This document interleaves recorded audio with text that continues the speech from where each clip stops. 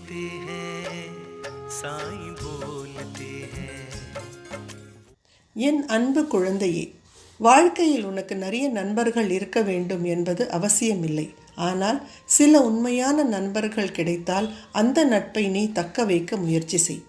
எல்லோருடனும் அன்பாக நடந்து கொள். ஆனால் ஒரு சில பேரை மட்டும் நம்பு.